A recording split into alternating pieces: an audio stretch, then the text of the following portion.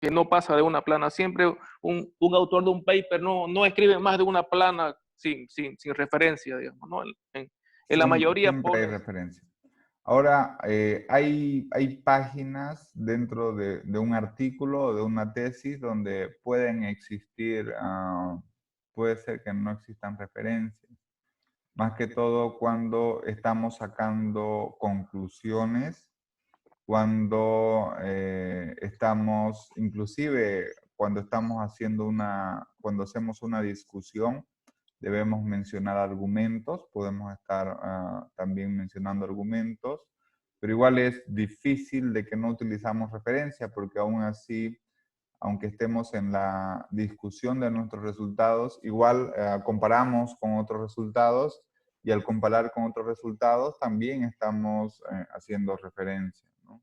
Estamos haciendo citación. Sí, Entonces, es que yo siempre leía, bueno, no siempre, digamos, no siempre yo me abocaba a las tesis administrativas y es como dice usted, o sea, uno lee una tesis y ve que la cantidad de referencia es prácticamente nula, no, pero cuando ya leo paper, en cada párrafo está o sea, en un paper, en dos, tres hojas, hay 20, cita, o sea, hay 20 citas, digamos, ¿no? sí, sí, así es. O sea que estoy plagiando de 20 tipos para escribir el paper. ¿Eso significa?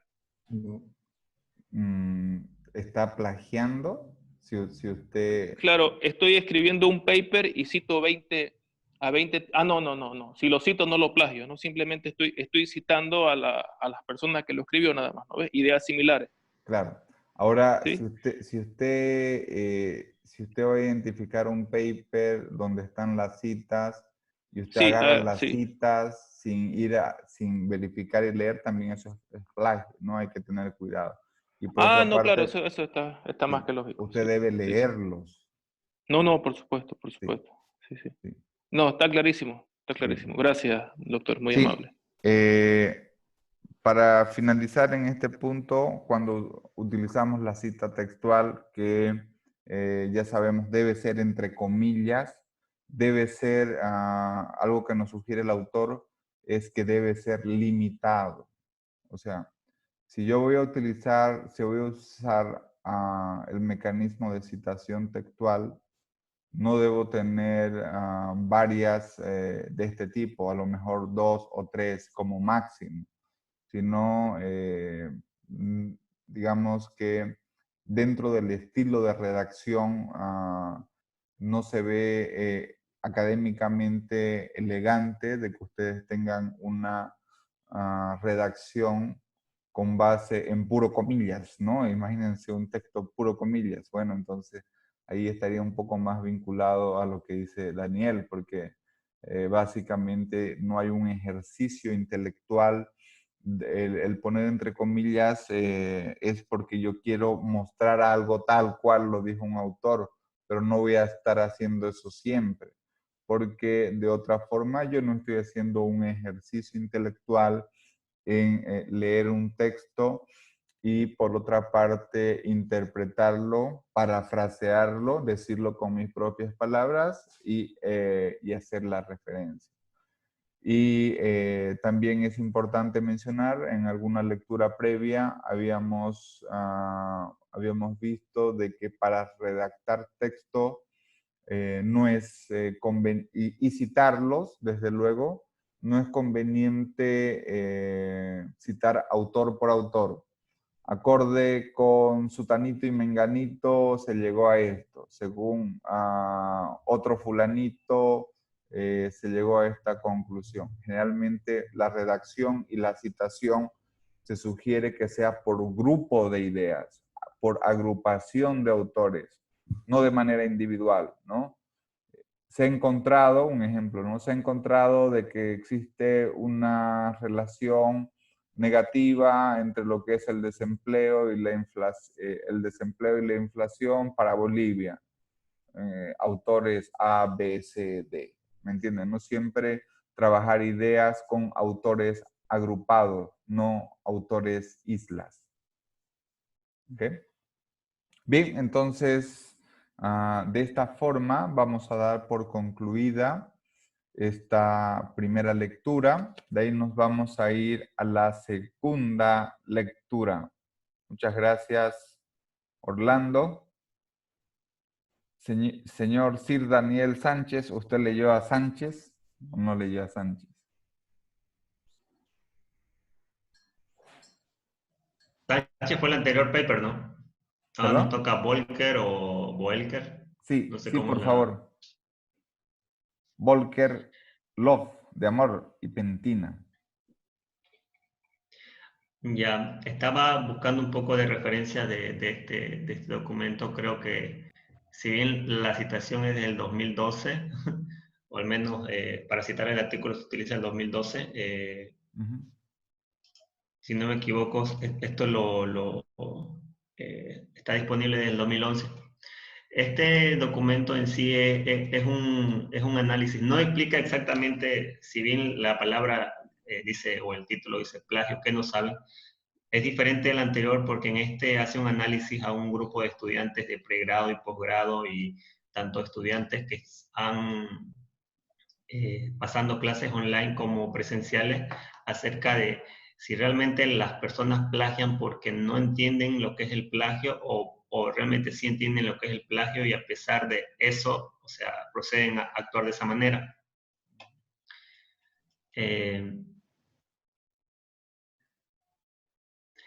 Este documento empieza con una descripción de que en los últimos años se ha incrementado mucho el ingreso de estudiantes o el ingreso de estudiantes a las instituciones universitarias. Sin embargo, también cada año se empiezan a romper los récords de deshonestidad universitaria. Hay más o menos tres razones. Inicialmente en la introducción habla de posibles tres razones por las cuales se da este comportamiento. La primera es que el Internet, el hecho de que tengamos acceso a cada vez más información y a cada vez más lecturas hacen que esto sea un poco más probable y cada vez sea más aceptable el hecho que estemos sacando textos de un lado o del otro. Lo otro es que puede ser que haya una confusión entre lo que se entiende como plagio y qué no es plagio en el entorno de la tecnología actual.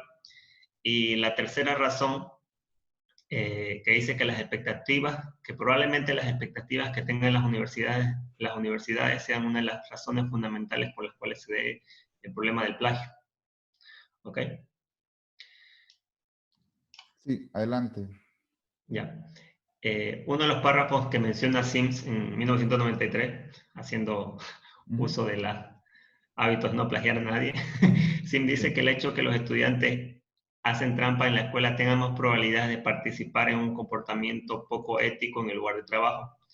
Así que esta razón o este hecho es lo que ha motivado a las diferentes universidades en diferentes lados a tomar medidas o a entender las razones de por qué los estudiantes plagian. Sin embargo, o sea, una de las cosas particulares de los cursos de MBA, que este documento se basa en estudiantes de MBA también, que estos estudios tienen carreras o materias sobre ética empresarial, pero sin embargo, a pesar de que formen parte integral de su plan de estudio materias como esta, eso no impide, por así decirlo, que los estudiantes no incurran en un plagio académico en los documentos. Para dilucidar este tipo de comportamiento, se hizo el análisis en este documento, se basa en empezaron a analizar el comportamiento de diferentes estudiantes para saber si esto era un plagio, si se constituía un crimen de ignorancia. Se los Que también, separó en importante, diferentes... importante el ¿Cómo? término crimen de ignorancia. A mí nadie me dijo, nadie me informó. Hice un modelo de Yo no regresión. sabía cómo está de moda últimamente. Sí, hice un Me modelo de enteré por las regresión. redes sociales. Hice un modelo de regresión con 10 datos anuales. Adelante, Daniel. No, es que hoy en día esta parte de la ignorancia me dijeron las redes sociales, o sea, yo no sabía. Yo no, hice un modelo econométrico y no sabía de que tenía que cumplir su puesto. Adelante, Daniel. El documento o el trabajo realizado busca responder tres preguntas importantes. La primera, la segunda y la tercera. Bien, La, excelente. La primera es que, ¿qué entienden los estudiantes de negocio lo que se constituyen como deshonestidad académica? La segunda pregunta que intenta responder es si entre sus roles, entienden sus roles y la responsabilidad dentro del proceso de honestidad académica. Y finalmente, si la comprensión de los estudiantes de la honestidad o la deshonestidad académica está atribuida universalmente o hay vacíos en los mapas de conocimiento. Y si hubiera un caso de desconocimiento o un vacío, como decíamos hace rato, un crimen de ignorancia, esto difiere de grupos de estudiantes, o sea, difiere de los grupos de estudiantes más avanzados como los iniciales o difiere de los estudiantes que están de manera presencial o de manera online. En el documento, que no voy a leer todas las preguntas, pueden ver en las partes donde están las diferentes preguntas que se hicieron a los estudiantes.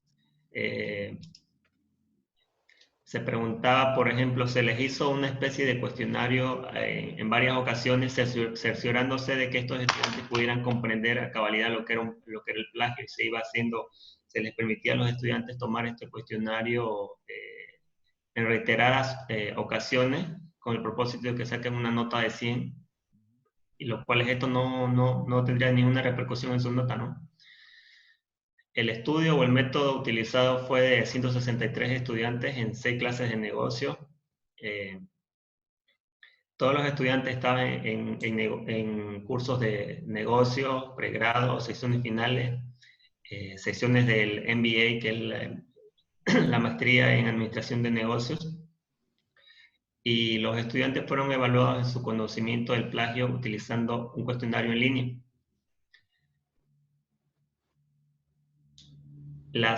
El cuestionario constaba de 20 elementos o 20 preguntas, no recuerdo si es 20 o... Sí, de preguntas de verdadero y falso que abordaban las definiciones de plagio, así como las reglas básicas relacionadas con la honestidad académica. Entre los análisis, ya un poco en los resultados, se utilizó un análisis de conglomerado para segmentar el rendimiento de los estudiantes. Este análisis de conglomerados es una técnica que identifica patrones subyacentes en los datos y en otras ocasiones se ha utilizado para examinar diferentes actitudes y motivaciones entre los consumidores.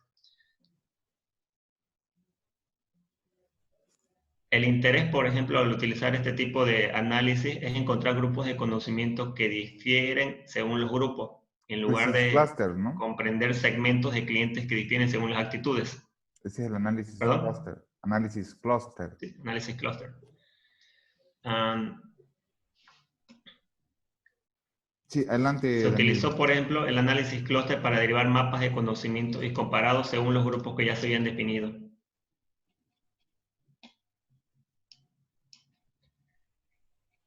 Entre los resultados se pudo ver que habían diferencias significativas. En un primer grupo, voy a remitirme un poquito a la parte ya gráfica. Ya.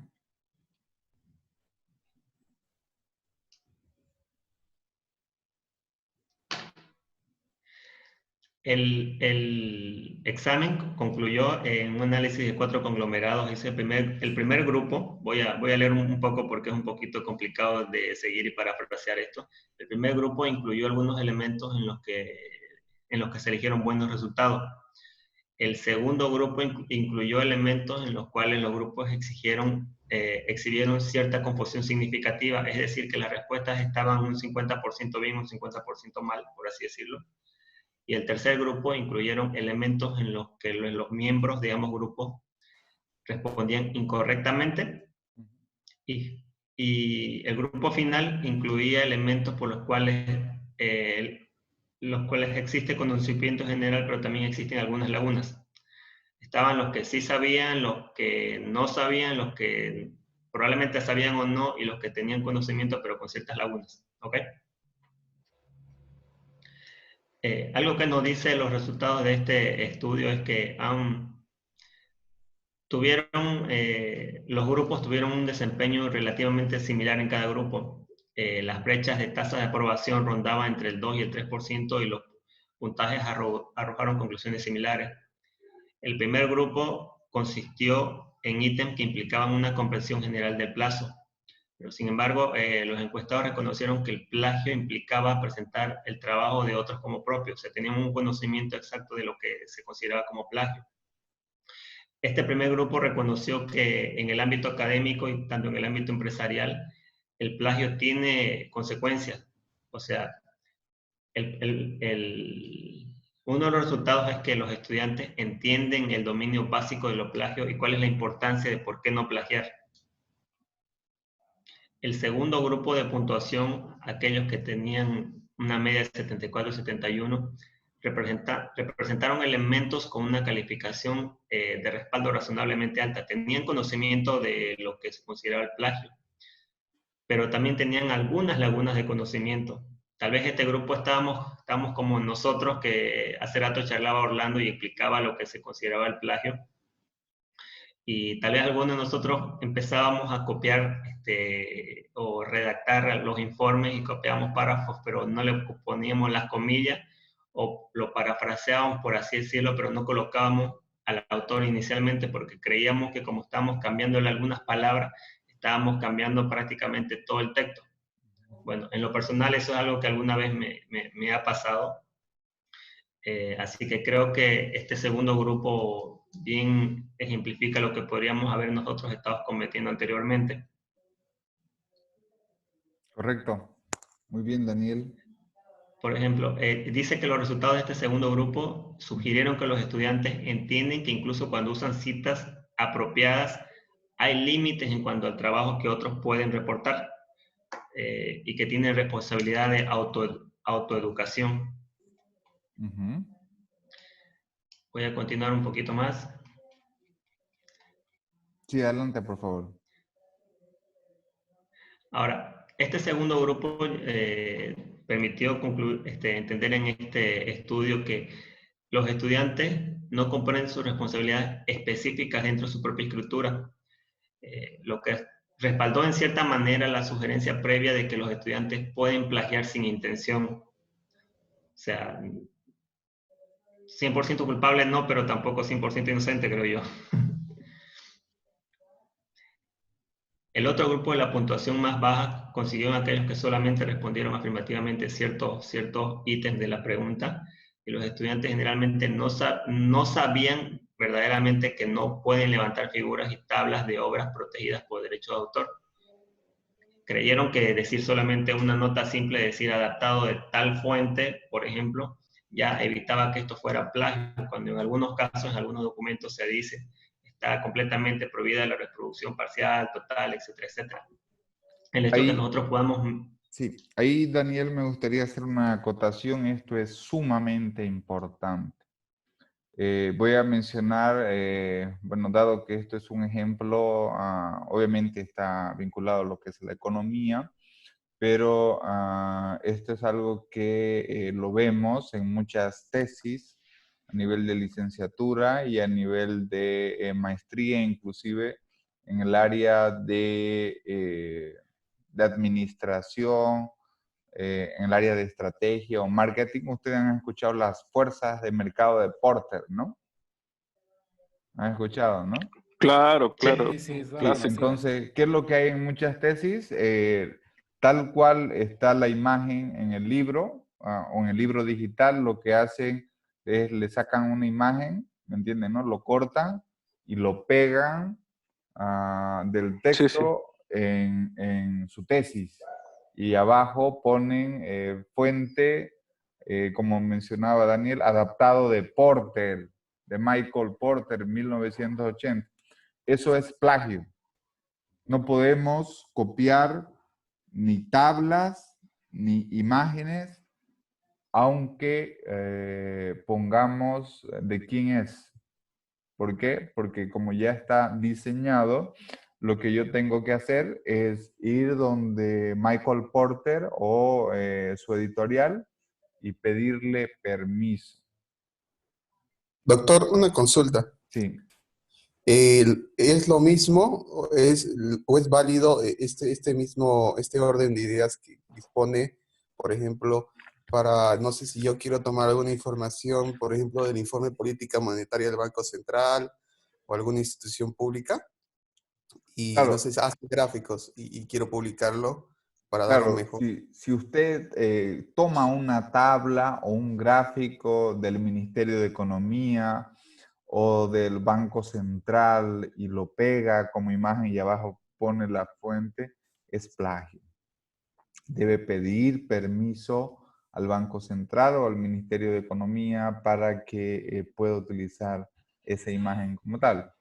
¿Qué es lo más recomendable? Lo más recomendable es generar su propio cuadro, generar su propio gráfico, ¿no? De autoría propia, no una imagen de otro. Doctor, Ah, ok, ok. sobre el tema de Porter, me gustó el tema, la verdad que no sabía.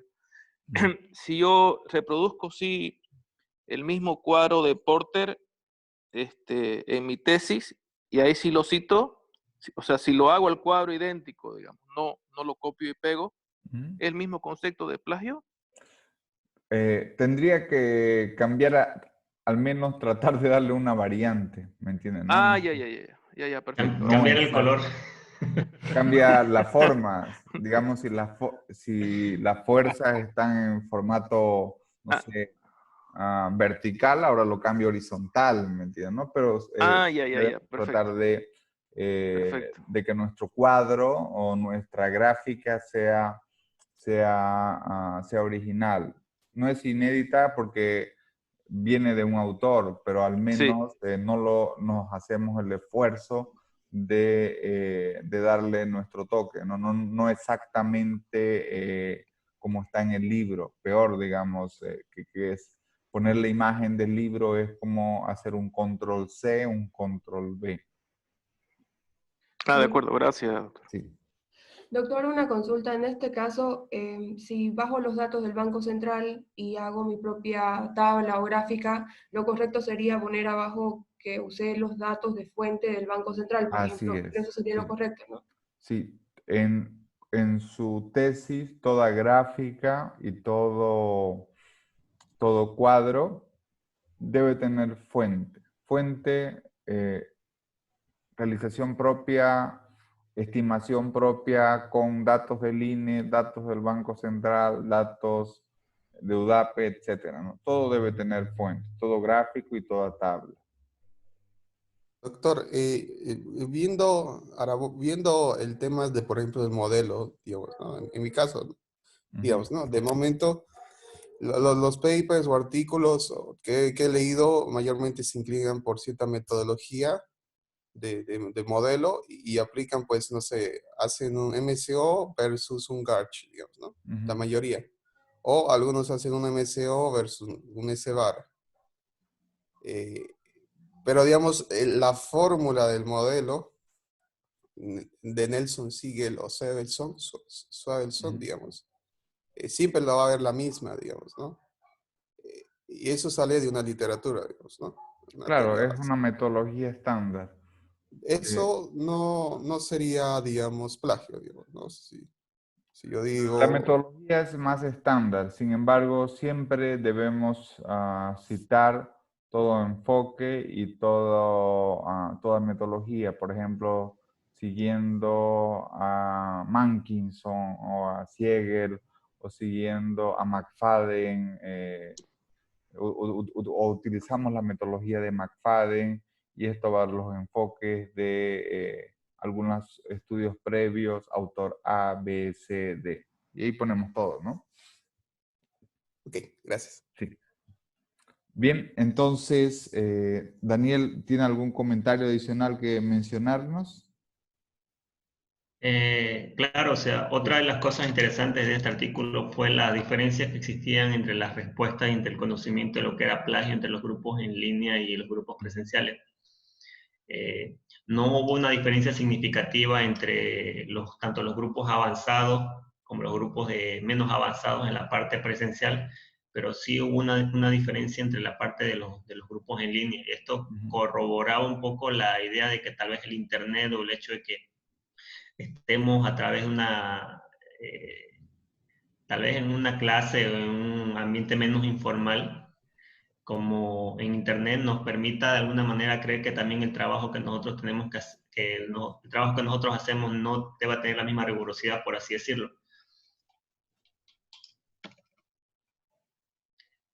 No hubo sí hubieron diferencias significativas entre ambos grupos.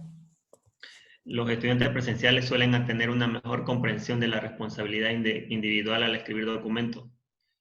Y los estudiantes en línea tenían unos conceptos un poco diferentes, pero creo que como discusión, o sea, plantea ahí el reto, ¿no? De entender, o sea, de comprender cuál es el mapa de conocimiento de plagio, como es al final este texto. Se busca comprender de los mapas de conocimiento de plagio de estudiantes de diferentes niveles académicos y sistemas de entrega. Lo que sí podemos saber es que en estos mapas de conocimiento de plagio son relativamente similares, o sea, saben y no saben, o sea, tanto grupos como avanzados, menos avanzados en línea, tienen diferentes mapas de conocimiento. Tal vez la pregunta o el problema aquí para discutir sería ¿por qué se da este tipo de conceptos en sí?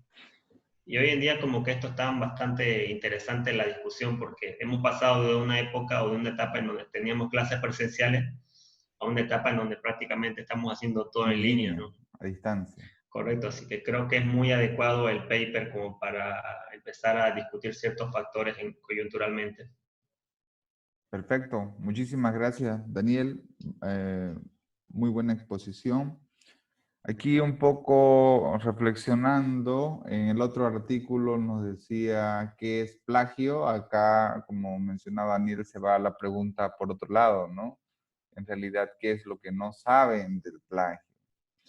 Y aquí un poco recapitulando, básicamente se tratan de comparar los resultados, se aplica un instrumento en la cual, ¿cuáles son las comparaciones? Hay estudiantes, se quiere comparar qué es lo que no saben del plagio para estudiantes de licenciatura, estudiantes de maestría, MBA. Son 3 preguntas que se plantean básicamente. De igual forma, como lo ha mencionado Daniel, se comparan estudiantes que son presenciales versus los estudiantes que son a distancia o también llamados en línea. Y también se comparan puntajes de estudiantes que están en el cuartil superior, ¿no es cierto?, con las mejores calificaciones, y los estudiantes que están en el cuartil inferior, con las menores calificaciones. Entonces, básicamente, ¿qué nos dicen los resultados? Los resultados nos señalan de que el conocimiento del plagio en estudiantes de licenciatura y en estudiantes de maestría es similar, ¿no? No habrían muchas diferencias. Sin embargo, sí hay, como mencionaba Daniel, una diferencia estadísticamente significativa entre lo que son los niveles altos y lo que son los niveles bajos, especialmente para los estudiantes en línea. Existieron áreas igual de pésimos resultados y por lo tanto en este artículo los resultados nos permitieron conocer cuál es el nivel general de ignorancia sobre el plagio. Y en tal sentido, un resultado general es que los estudiantes, licenciatura, maestría, piensan de que citando se evita el plagio, ¿okay? Lo cual es falso. Porque si hay una mala citación, también se comete plagio. De igual manera, ya habíamos mencionado de que los estudiantes creen que poniendo una nota a una fuente o pegando tablas se evita el plagio. Y aquí, para finalizar en este documento, también nos plantea una agenda de investigación. Yo les había sugerido de que cuando ustedes lean paper, identifiquen cuál es la agenda de investigación para tomar esa línea y desde luego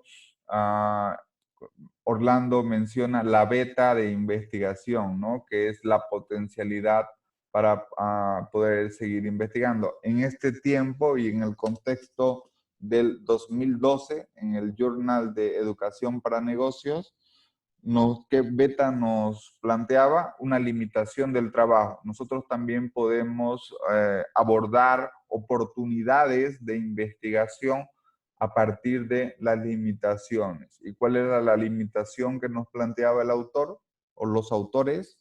Nos planteaba la limitante que la muestra solamente fue utilizada o direccionada para una sola universidad. Por lo tanto, digamos que el riesgo es como es una monovarianza o una sola fuente de variación en la explicación. Por lo tanto, el riesgo se constituye en la generalización de los resultados. En este caso, digamos, la recomendación que nos dan los autores para futuras investigaciones consiste en practicar réplicas con mayores universidades y por lo tanto tener una muestra que sea más representativa, que tenga mayor validez externa y que en ese sentido pueda ser más generalizable. ¿Okay? Entonces, de esta forma, damos por concluida la segunda lectura. Una lectura muy interesante. Doctor, ¿Sí? doctor, pero creo que da una conclusión interesante, ¿no? O sea, yo al principio me sentí, debo admitir, confundido por el texto porque buscaba como que más conceptos o definiciones como las anteriores lecturas, pero esta lo lleva a uno directamente en el campo de la aplicación y el campo del análisis más estadístico. Pero las confusiones, por ejemplo, entre lo que es plagio o no es plagio, o sea, no es algo que que en la formación de pregrado o posgrado, por ejemplo, inicialmente se tenga una clase de este tipo de cosas, ¿no? Porque ahora viendo un poco hacia atrás y viendo las tesis que uno lee en pregrado y los trabajos que uno hace, todo es copiar y pegar, o sea. Y yo conocí personas en pregrado que se jactaban, de hecho, de una tesis 100% internet, o sea, que fue copiar un párrafo a un lado, pegarlo al otro, concatenar ese párrafo y los decían con cierto orgullo. A otros les demoró su tesis 3, 4 meses en buscar información y hacer las cosas, que igual plagiaron mucho, yo creo, pero otros iban al extremo de que en internet copiaban y pegaban de un lado de otro. Ya con la abundancia de información y trabajos en internet es mucho más fácil eso, ¿no? Sí, un Porque profesor. actualmente, perdón, y con esto concluyo, actualmente he visto gente que escribe artículos de estos que salen en revistas o que son muy parecidos en mucho a otros artículos más extensos. En algunos casos, como comentaba hace rato, he visto que más del 50% de algunos artículos cortos son igual copia de párrafos de otros lados. O sea. Sí, había un profesor como anécdota de la universidad pública que dijo, caramba, dijo que mi hija es inteligente porque hizo su tesis de licenciatura en 2 semanas. Entonces, lo primero que vino a mi mente, obviamente, es un plagio, ¿me entiende? ¿No? Imagínense hacer una tesis en 2 semanas, pues realmente si leyó y escribió, es asombroso. Pero lo más probable, como dice Daniel, es que tenga un alto nivel de plagio. Nosotros, para el caso de las maestrías, una vez que ustedes terminen sus capítulos, lo que vamos a hacer es que los vamos a meter a un software, decía un amigo, software, en el cual este software nos va nos va a dar un porcentaje ahí de extracción, si es que existe o no, que básicamente se utiliza con el Internet. Y ahora en día el tema del plagio es el textual es bastante fácil de poder identificar. Lo que es más difícil de identificar es el plagio cuando es parafraseado y no citado, ¿no? Entonces, ese es un poco más complicado. Pero con copias textuales sí es relativamente fácil. Bien. Entonces, de esta manera hemos culminado la segunda lectura, solamente para efectos de consideración, lo que es el plagio.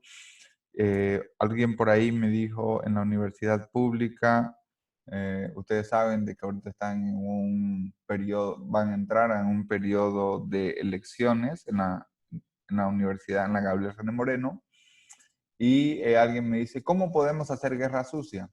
Pues es fácil hacer guerra sucia en la universidad pública. Simplemente, ¿qué hago?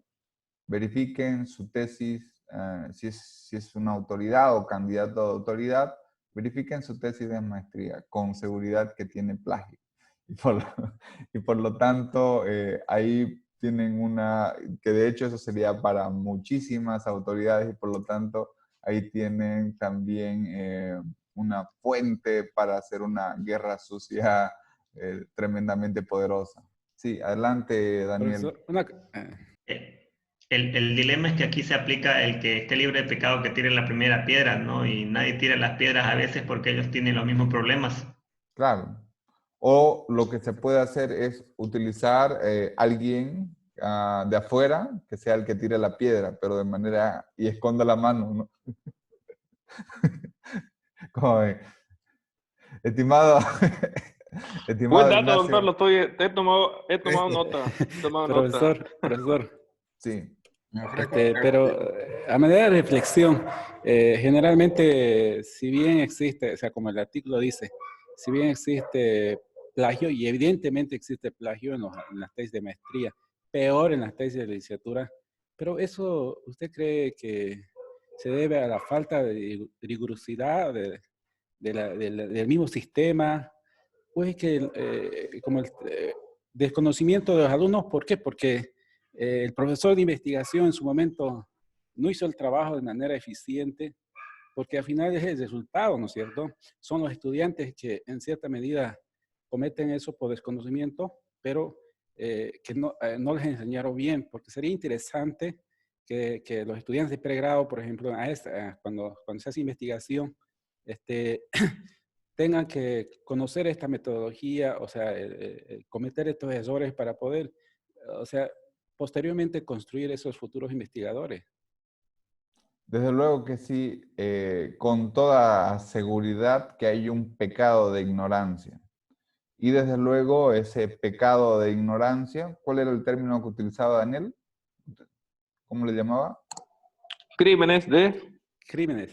De ignorancia. Crimen de ignorancia, así le llamaba Daniel.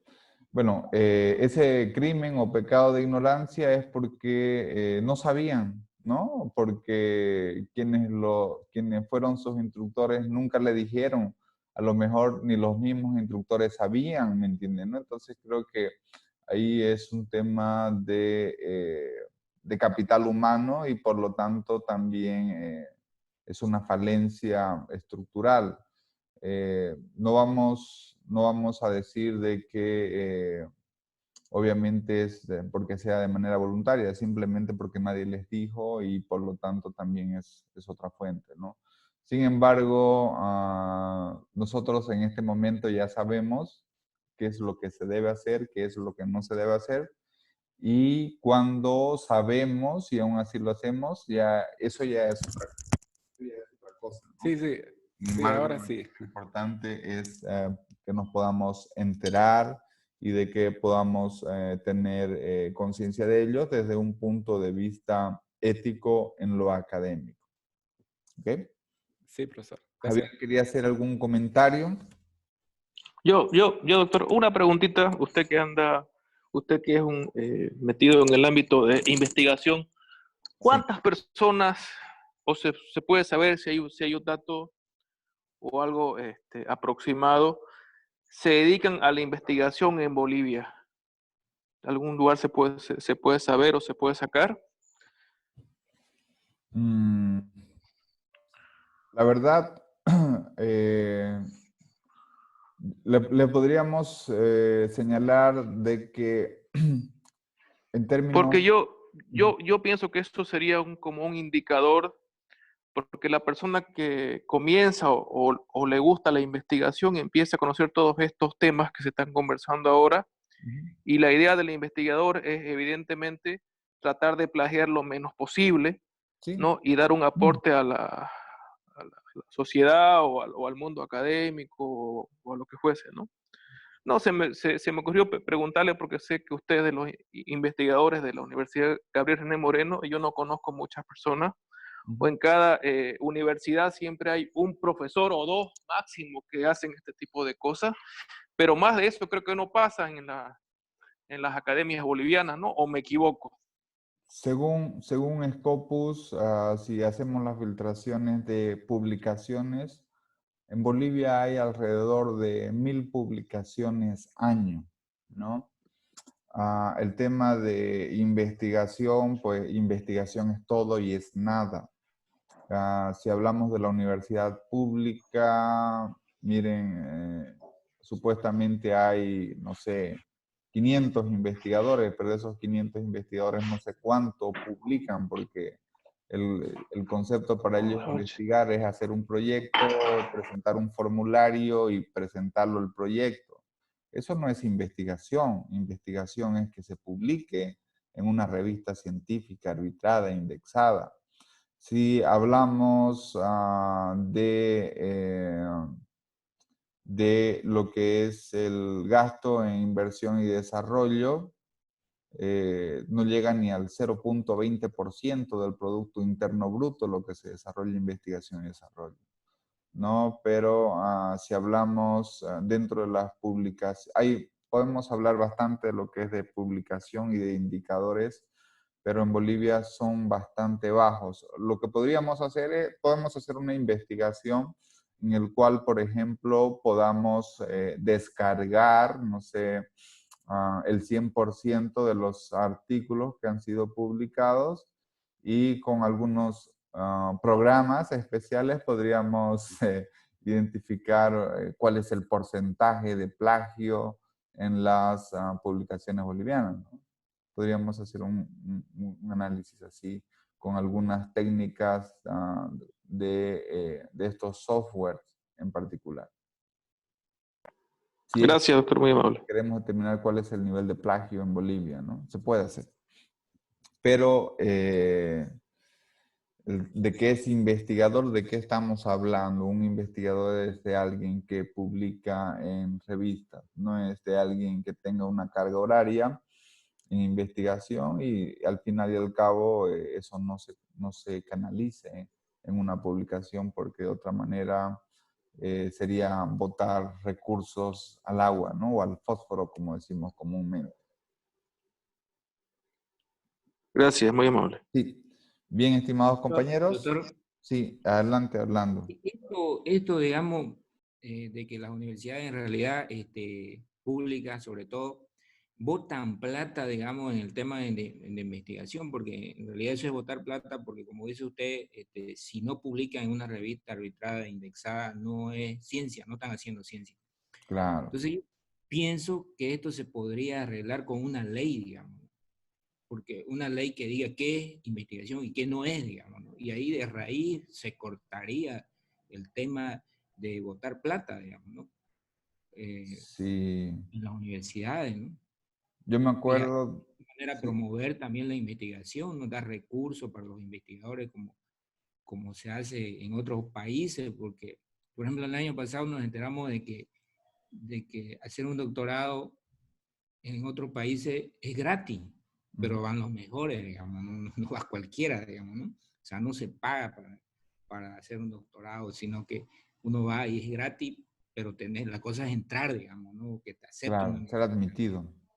Sí, eso es cierto, ¿no? Y cuando uno a veces admitido, incluso a uno ahí le pagan por estudiar, porque Sí. se dedica a tiempo completo.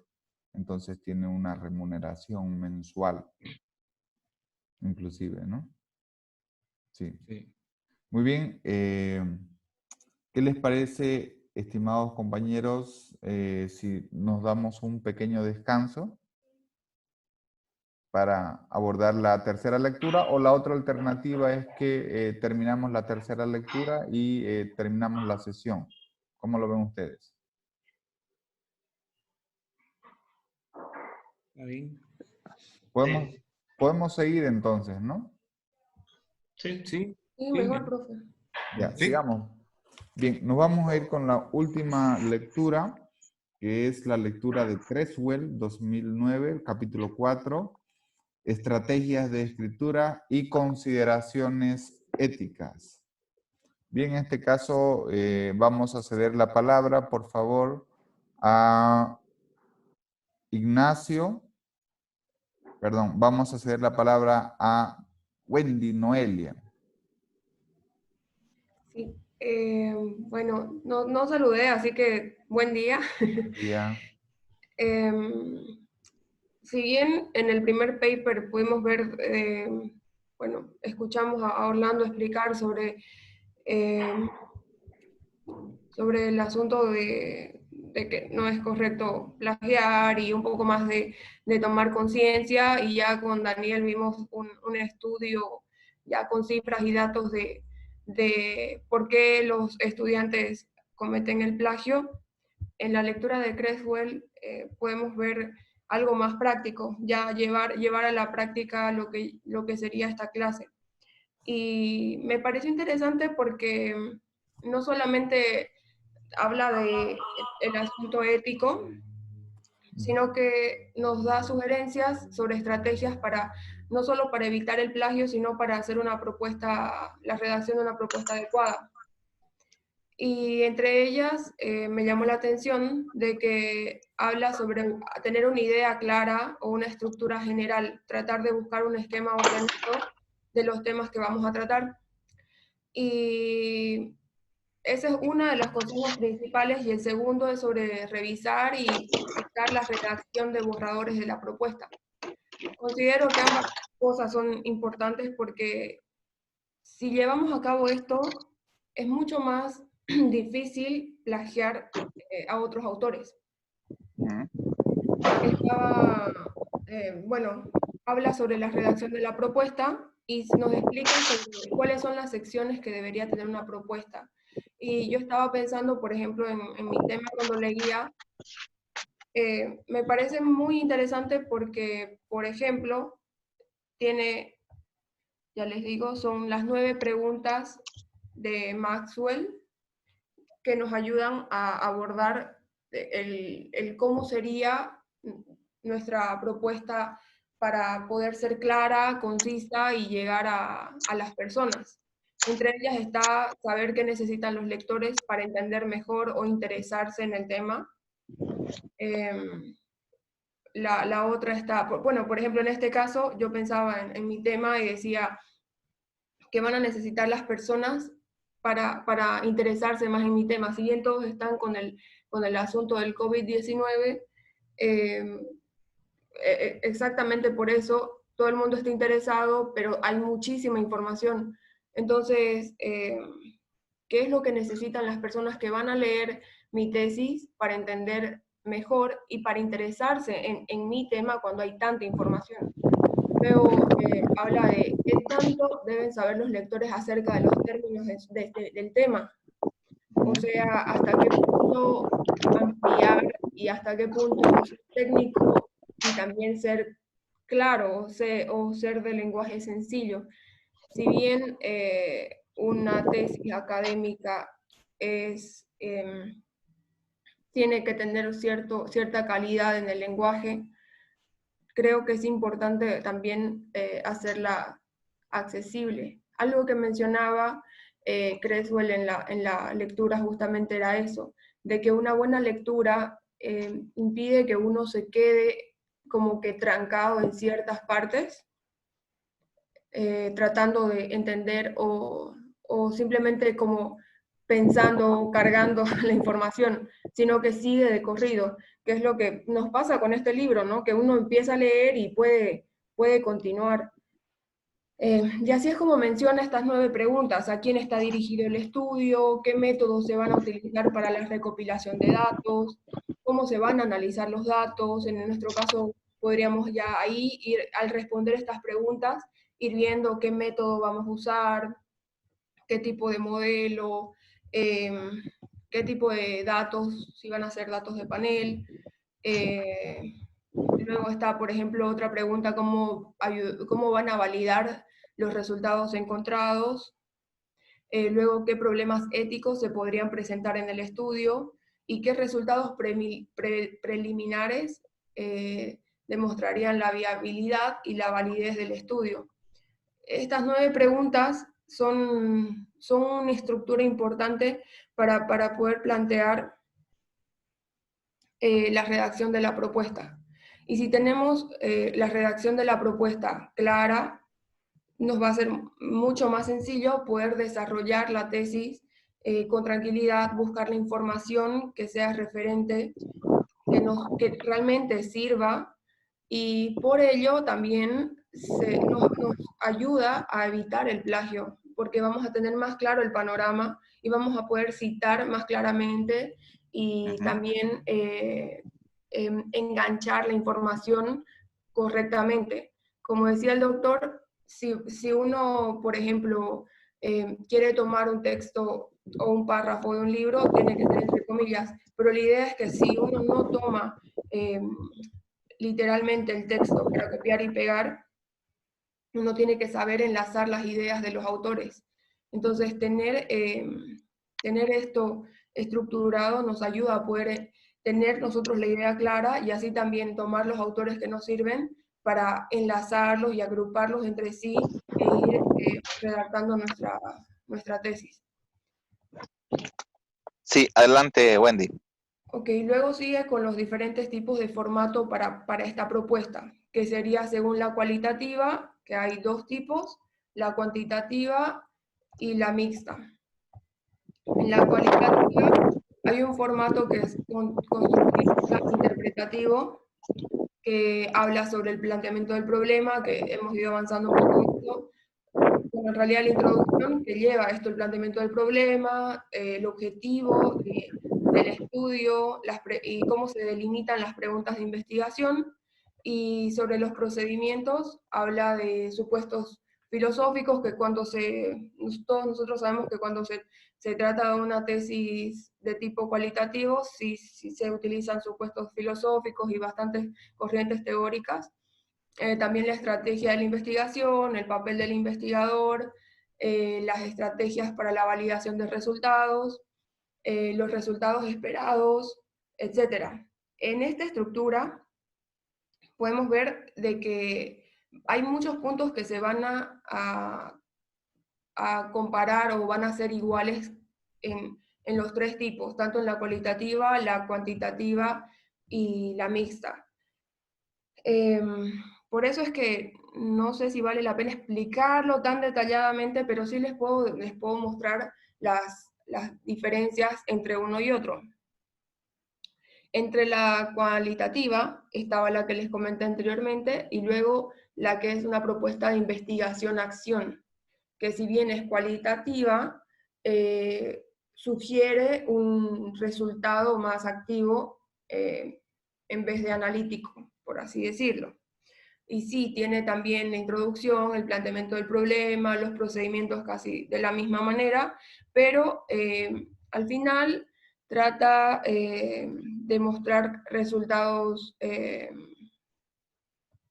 hacer cambios en una propuesta de investigación, sugerir o hacer, esta es un poco más activa porque lleva entrevistas, lleva un cronograma, un presupuesto. Entonces, es como que muestra un resultado de datos, de resultados de datos. Y esa sería la diferencia entre estas dos, que son cualitativas, que ya ustedes las han debido ver. Luego está la propuesta cuantitativa, que creo que a muchos nos importa. Y en este formato está la introducción, parecido a lo que ya presentamos, un planteamiento del problema, el objetivo del estudio y la delimitación, que por ejemplo, si lo llevo a mi caso, he pensado el planteamiento de mi problema son los efectos en la economía a causa de las medidas que se han tomado para paliar el COVID. Si vemos el propósito del estudio es poder analizar los efectos económicos y la delimitación es Bolivia. Luego está el punto de vista teórico, qué libros se van a usar, etc. Luego las preguntas de investigación o la hipótesis, la revisión literaria y los métodos, que todo esto ya hemos podido verlo anteriormente.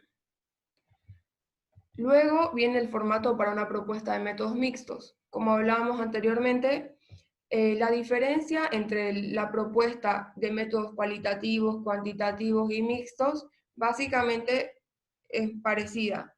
La diferencia es que en los cuantitativos, como acabamos de ver hace un momento, tiene en la estructura, tiene un diseño de investigación diferente por el tema de la muestra, los participantes, la recolección de datos, pero todo esto también ya lo hemos leído, entonces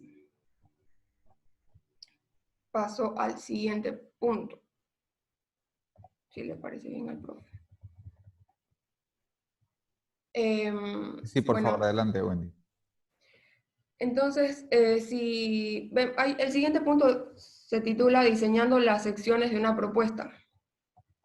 Entonces aquí Creswell nos da sugerencias de cómo deberíamos hacer el diseño y la estructura de una propuesta. Y habla sobre, primero, especificar las secciones en el diseño de la propuesta, que trata de que si tenemos la estructura de nuestra propuesta, como vimos anteriormente, tomamos la del cuantitativo, entonces tratar de especificar en qué se va a delimitar cada sección para poder desarrollarla. Luego nos sugiere localizarlas y revisarlas. Revisarlas con cosas que otros autores escribieron con anterioridad. Eso es lo que yo les comentaba anteriormente, que al tener este panorama claro, podemos ya entender qué es lo que queremos y así buscar los papers relacionados a nuestro tema. Y de esta forma podemos ya revisar lo que otras personas escribieron, porque como nos decía un profesor, no vamos a inventar la pólvora. Entonces, si ya está, sí o sí vamos a encontrar antecedentes. Es más, esto nos va a ayudar a poder desarrollarnos y poder dar nuestro granito de arena, por así decirlo. Entonces es importante que luego de que tenemos estructurado, localicemos y revisemos propuestas de otros autores para así poder ir avanzando en la investigación. Luego, bueno, nos dice que investiguemos si el programa de la institución ofrece un curso desarrollado de propuestas o algo similar, pero esto depende bueno, en nuestro caso creo que no aplica. No sé si me equivoco, doctor.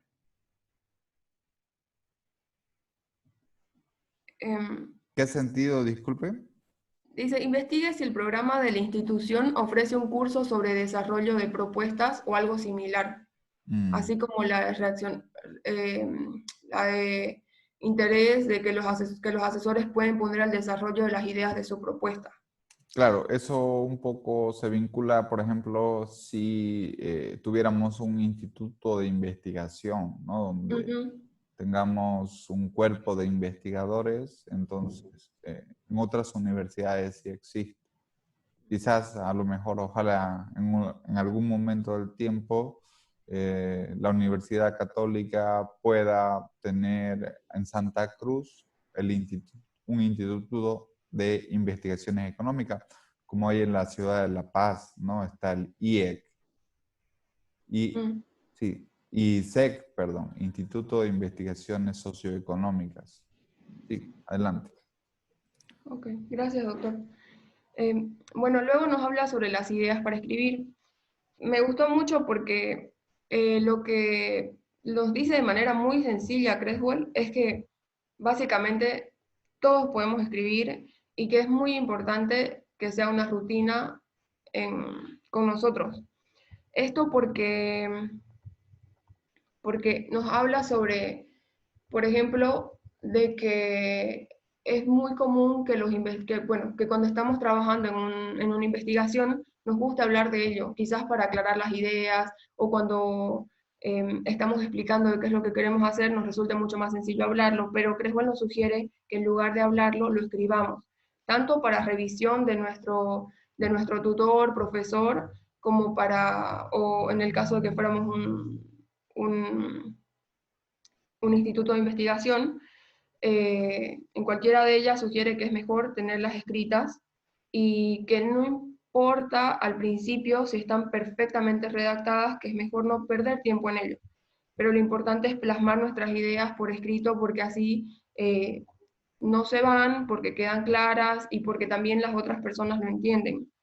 Habla sobre que nuestro proyecto debe tener información esencial como el problema de investigación que se está abordando, el propósito del estudio, las preguntas centrales, la fuente de datos y la importancia del proyecto para los diferentes públicos. Esto lo resalté porque me pareció importante, no solo porque estuvimos viéndolo anteriormente y lo presentamos, sino porque es esencial que lo tengamos claro y lo tengamos plasmado, porque esto va a ser la base para el desarrollo del resto. Luego, en otro punto que habla sobre elaborar varios borradores de una propuesta en lugar de tratar de pulir el primer borrador. Entendí de esto que es importante porque a veces perdemos ideas y perdemos tiempo al tratar de pulir un borrador de Nuestros esbozos de investigación, por ejemplo, ya lo hemos planteado. Vamos a ir trabajando, pero en la medida de que vamos leyendo más, vamos a ir refinando, vamos a ir afinando. No es necesario que inmediatamente tratemos de editarlo, ¿no? Entonces, es nuestra idea general que la vamos a ir puliendo, pero es a medida que vamos avanzando en la revisión de la literatura. Y nuevamente ahí está la importancia. Sí. Sí, doctor, exactamente. Lo que mostraba justamente, según lo que usted dice, Creswell, era que es importante ir desarrollando nuestras ideas, pero no buscar una redacción perfecta, o sea, que ir avanzando un párrafo y que se quede tal como lo queremos publicar, porque al final vamos a hacer una revisión de todo el trabajo y vamos a pulirlo de manera que quede presentable.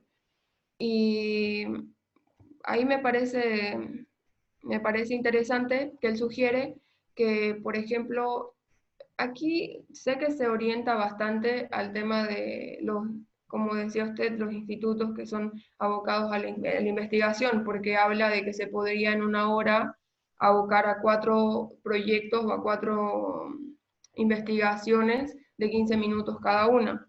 Pero aplicándolo a nosotros, podríamos quizás ponernos diario una hora o programarnos a diario un tiempo para avanzar en nuestra investigación.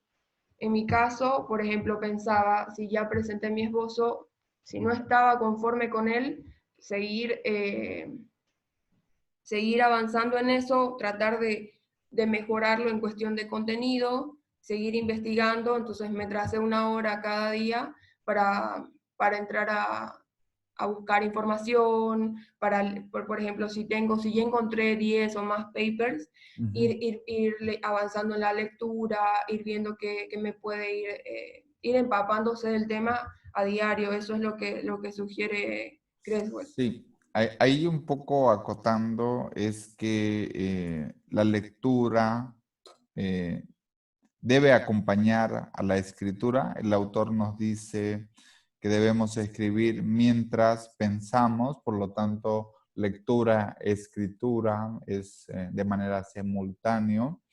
Y en relación a lo que menciona es que ambos, tanto la lectura como la escritura, debe ser un hábito diario, ¿no? Tanto en tiempo y espacio.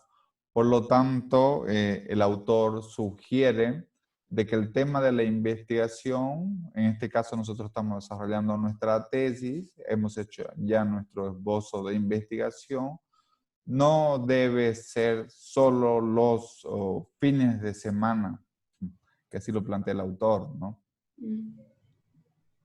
Sí.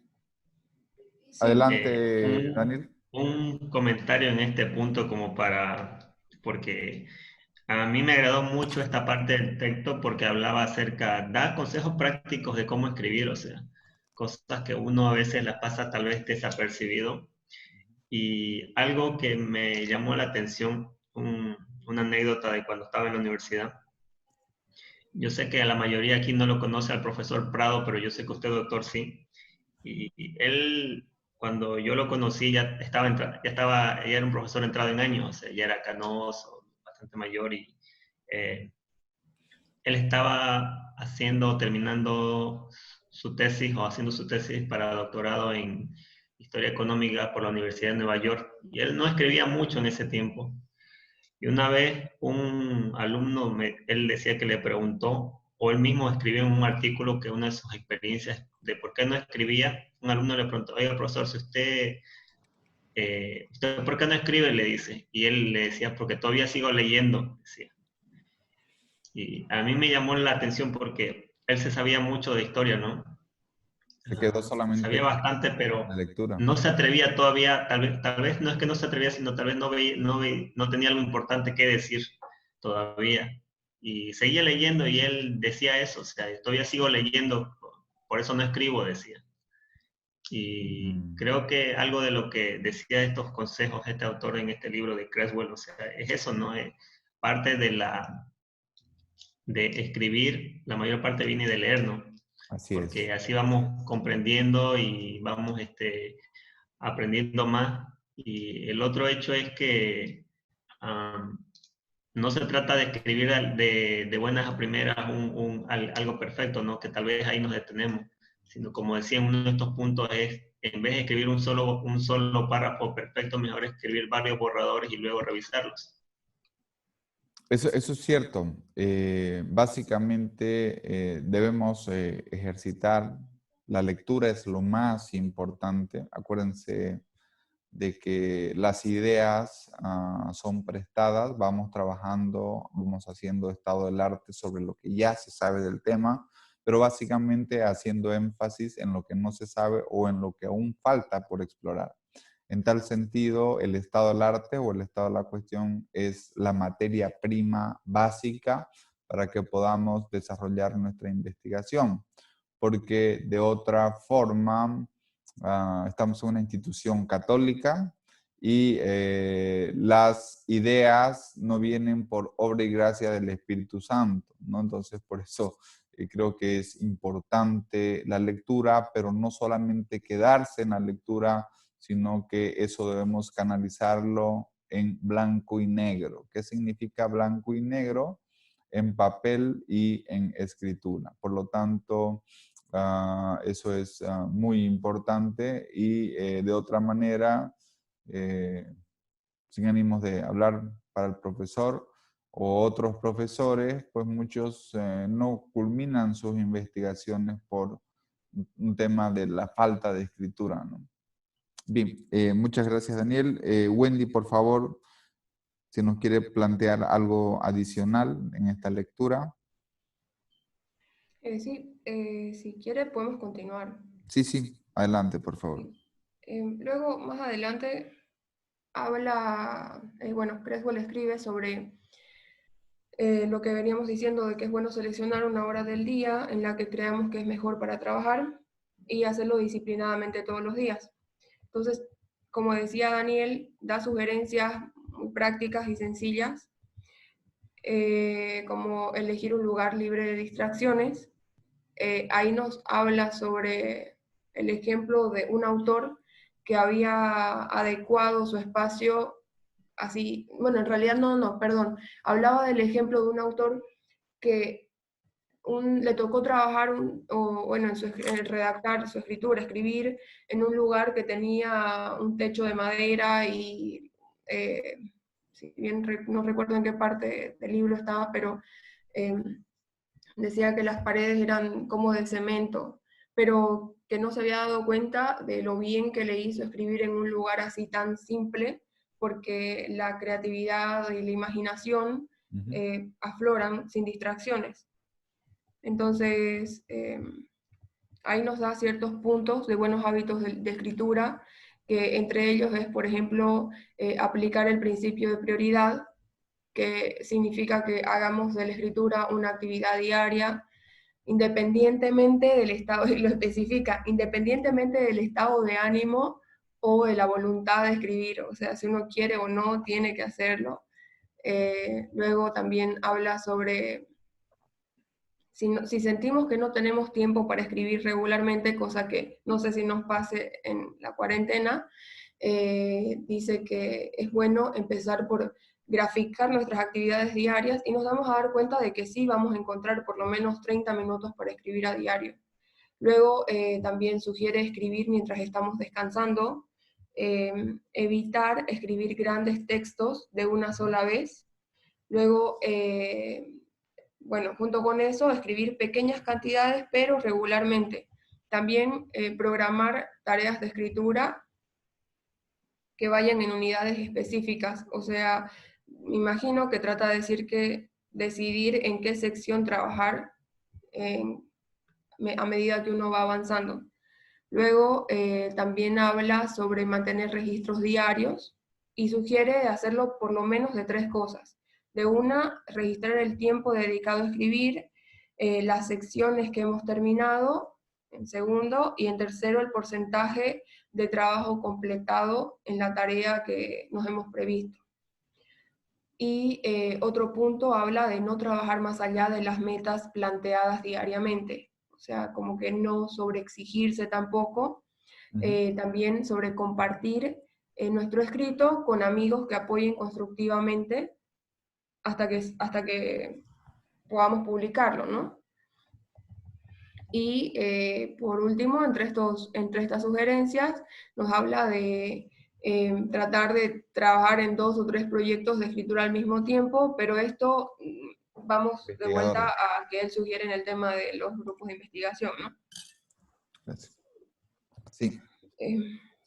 Bueno, esas nos da esas sugerencias de cómo podemos ir desarrollando nuestro hábito de escritura, y ahí nos comenta que es importante reconocer que todo escritor inicia lentamente y posteriormente se le facilita la escritura.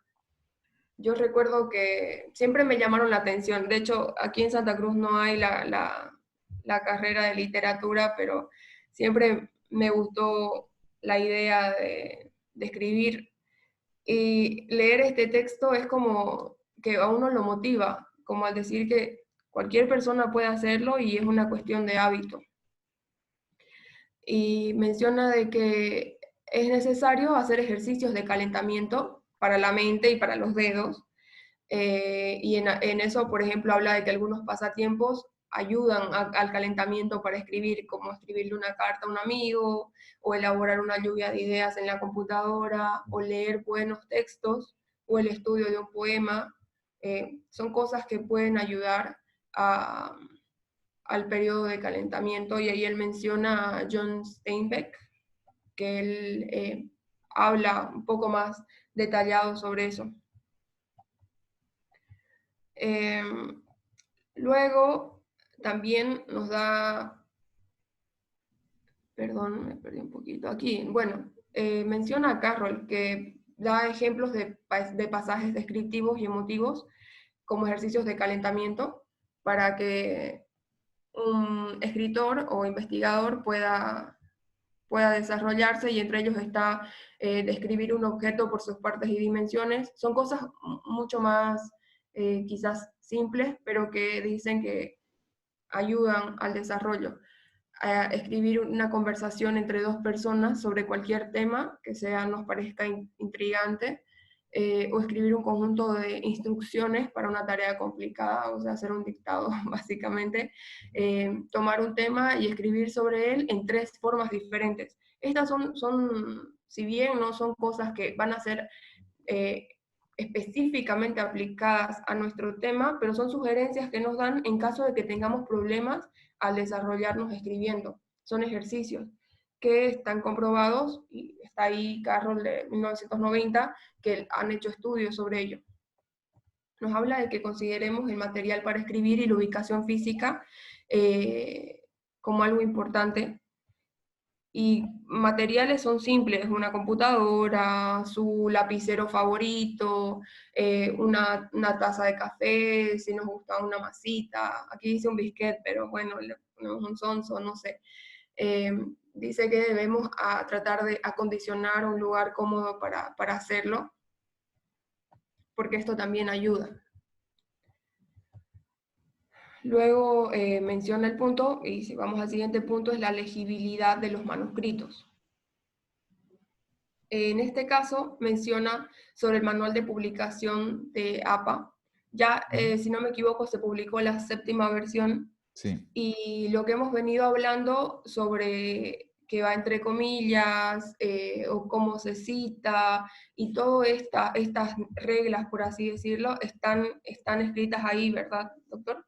Sí, es correcto. No hemos hecho, ¿no?, un taller de citación APA. No. Bueno, Hasta donde vamos yo a recuerdo. tratar en alguna clase futura de hacer una pequeña explicación de lo que es la citación APA, que es la manera como ustedes deben citar en su tesis, que básicamente consiste en poner los autores entre paréntesis y haciendo referencia al año, y al final del documento en incluir todas las referencias, ¿no? Ya sean artículos, revistas, artículos, documentos de libros, o sean documentos de reportes, o incluso ahí también la forma de citación hasta para las consultas web, que cuando hacemos referencia de una consulta web, por ejemplo, debemos señalar el día, el mes, el año y la hora inclusive en que hemos hecho la consulta. Entonces es un formato de citación para todo tipo de fuente de consulta. Sí, y me parece genial, no sé si vale la pena comentarlo, pero me parece muy bueno que no sea conocimiento, por ejemplo, la estructura de una investigación no sea algo que se transmite con la experiencia o de un libro a otro, sino que hay un manual específico en el cual podemos basarnos, y así también se evitan dudas, se evita plagio y hay algo claro. Y para los que quieran, descargué el libro y se los puedo pasar. Sí, nos los puede compartir ahí en el grupo de MEC. Okay. Bueno, y luego la lectura continúa sobre esto de la legibilidad de los manuscritos y sobre cuando menciona el manual de publicación de APA, nos dice que hay términos compatibles importantes para utilizar en cuanto a la escena, la anticipación de ideas, la coherencia y la elaboración, la estructuración del plan, y entre ellos está, por ejemplo, nos sugieren que usemos,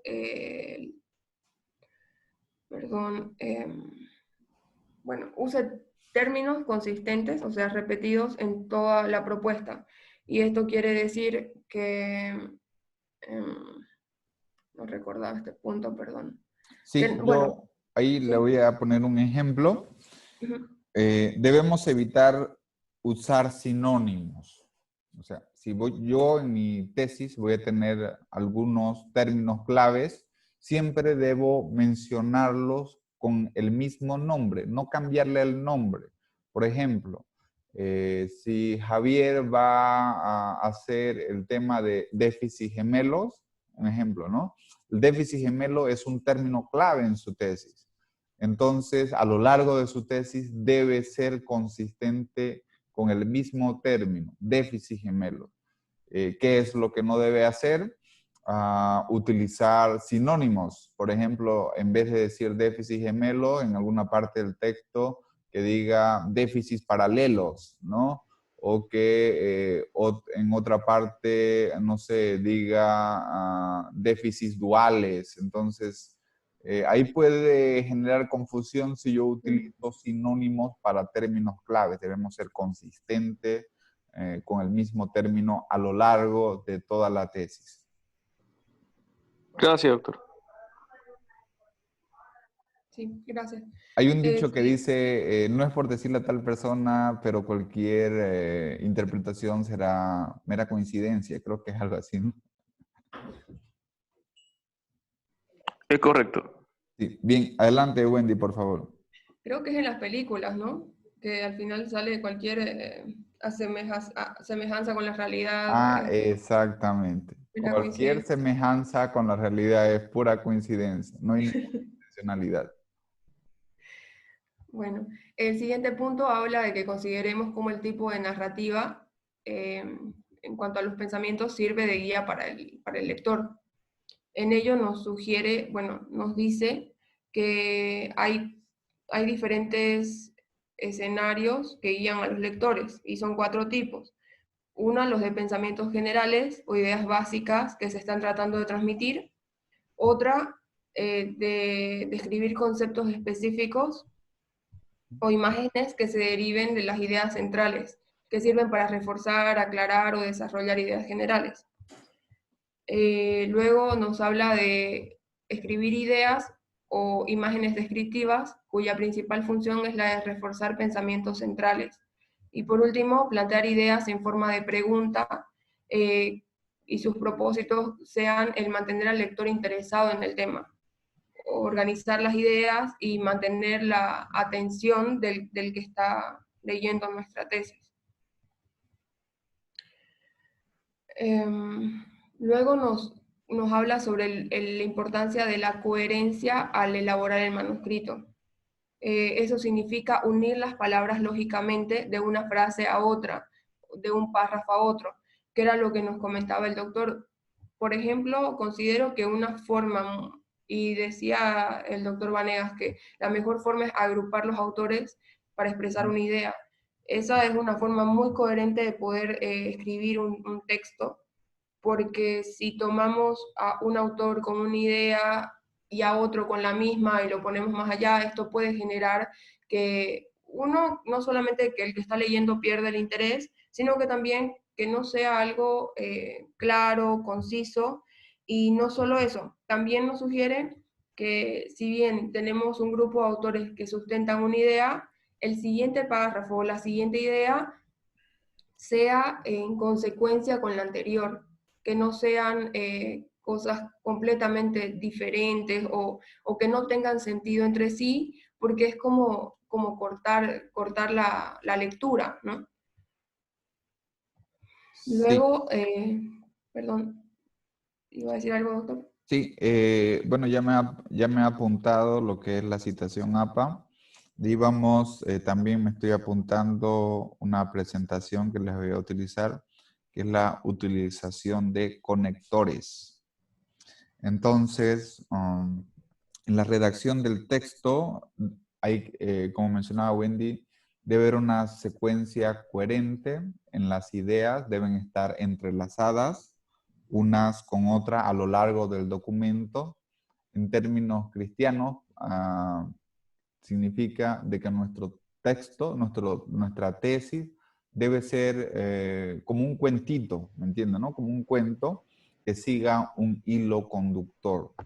Y ese hilo conductor también lo podemos utilizar, lo podemos lograr a través de lo que son los usos de conectores. Sí, adelante, Wendy, por favor.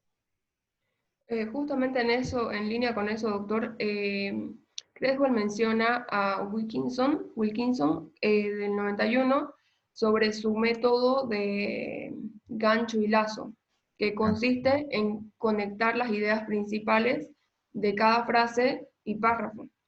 Entonces ahí nos mencionan sobre justamente un tema, bueno, me pareció algo gracioso porque es voz, verbos y la paja, que se resume en la importancia de que cuando redactamos algo, incluso en el libro pone ejemplos de unos pequeños segmentos de artículos que él o sus, o sea, que Creswell o que sus alumnos que él extrajo de ellos, de algunas publicaciones de ellos, donde hace círculos en las palabras importantes que conectan y las va uniendo entre sí. Y esto, bueno, nos lo muestra de manera gráfica de cómo deberían ir enlazadas por tema, seguir el mismo tipo de palabra, lo que nos comentaba de no poner sinónimos, o sea que mantener una línea también en cuanto a los verbos, porque menciona también en cierta parte de la lectura, creo que más adelante, sobre que es importante no usar voz pasiva, sino voz activa al momento de redactar, como que estamos generando una acción, no algo que se hizo, porque cuando mencionamos algo que se hizo, que eso sí se puede aplicarse a la introducción, por ejemplo, o a los antecedentes, pero ya en la parte propositiva de nuestro trabajo no se ve bien porque da a entender al lector que es algo pasado. Entonces ya genera en él como no algo aplicable o algo en lo que se pueda sentir involucrado. Sí, ahí tal vez un pequeño comentario. Es importante que la tesis la redactemos en voz activa. ¿Qué significa en voz activa? Por ejemplo, en el documento se aborda la relación entre X y Y. Un ejemplo, ¿no? ¿Qué es lo que no debemos hacer? Redactar en voz pasiva. La relación entre X y Y fue abordada en el documento. Entonces, debemos no utilizar la voz pasiva.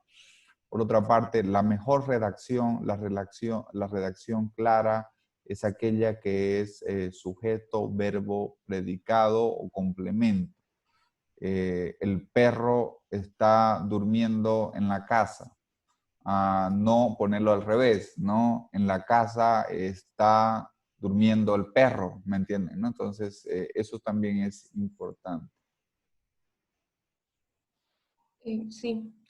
Y la lectura justamente menciona eso, de que incluso esto está mencionado en la escritura académica APA. Nos menciona, como usted decía, un par de ejemplos, que por ejemplo da el verbo auxiliar fue, y ahí, por ejemplo, en nuestra investigación podríamos poner se han o, no sé, se han y la frase, no se han estudiado tantos casos, en lugar de está haciendo, que sería lo correcto. También menciona que es importante, además de la eliminación de la voz pasiva, el exceso de frases, eliminar el exceso de frases, como usted decía, hacerlo conciso, y la reducción de calificativos. También el uso de la letra cursiva y los comentarios entre paréntesis. Sí, eso es importante. Debemos eliminar la subjetividad. ¿Cuál es la subjetividad? Es muy alto, es poco, es mucho, es nada. ¿Entiendo? Esa valoración debe ser eliminada. Debemos eliminar todo lo que son palabras vacías o palabras redundantes, dar vueltas, como por decir, analizando y evaluando la situación.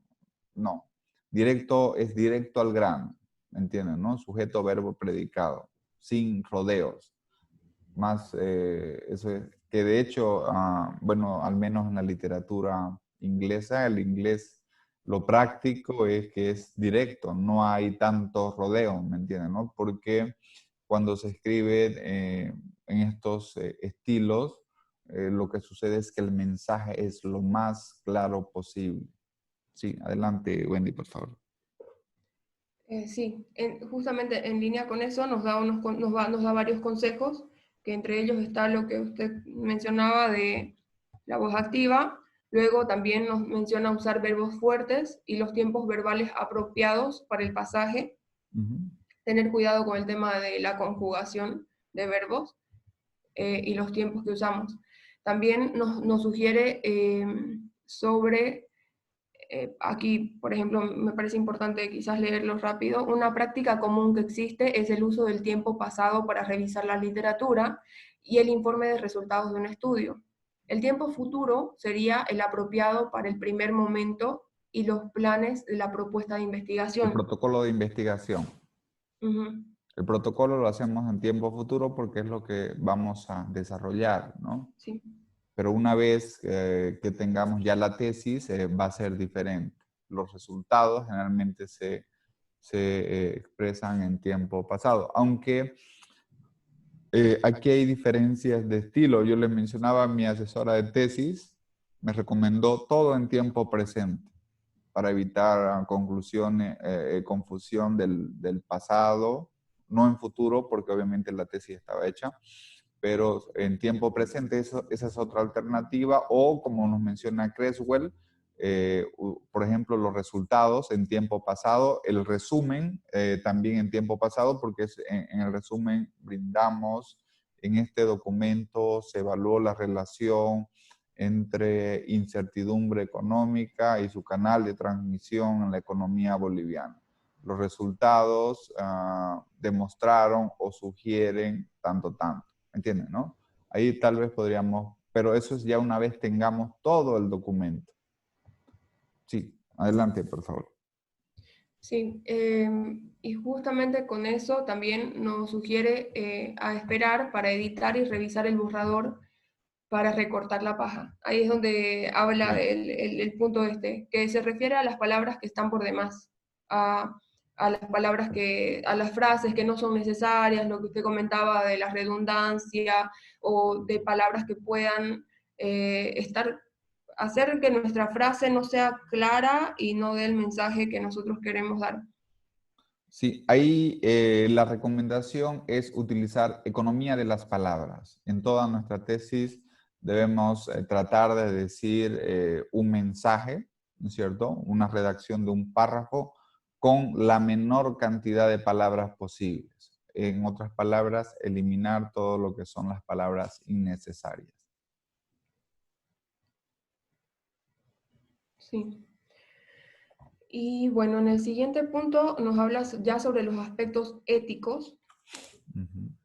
Y aquí nos menciona de que la investigación implica la recolección de datos de las personas. Eso bueno, esa frase del libro me llamó la atención y está en el libro en un artículo de Punch de 2005, que yo creo que resume nuestra idea de que nosotros básicamente recolectamos papers y datos de muchas personas, de la investigación de muchas personas, y tenemos que ver cómo plasmarlo en nuestro documento, pero haciendo de que nuestra idea se pueda plasmar. Y ahí, por ejemplo, tomo la pregunta de Daniel hace un momento, cuando él decía, ¿cuál es la diferencia entre